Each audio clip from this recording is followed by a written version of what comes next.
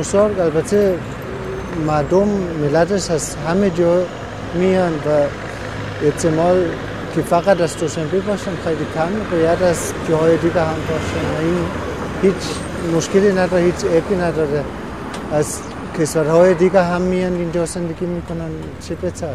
По моему мнению, в Душанбе должны жить все, не только те, у кого есть прописка, так как Душанбе – это свободное государство.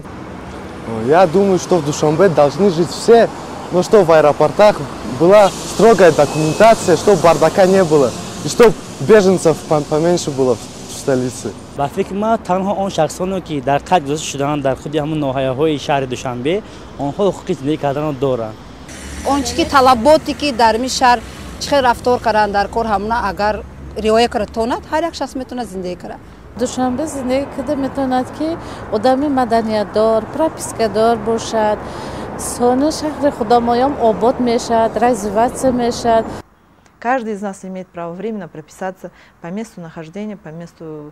Просто это единственное, о чем, конечно, хочется попросить, о том, чтобы, допустим, был порядок в городе, чтобы даже эти же приезжие люди, они не нарушали порядка этого города, и не, ну, как бы не мешали, допустим, коренным жителям никаким образом, и вливались в общую жизнь, и наоборот, мне кажется, что это даже лучше.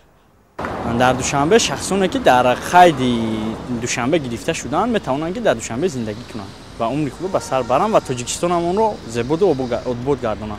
Люди с регионов приезжают, с разных, может, других городов, например, вот, с Кулябы, из других, они тоже могут здесь жить, потому что это как свободный город, свободная страна. انتخاب جای استقامت این حقوقی هر یک شهروند است. ولی پایتخت تاجیکستان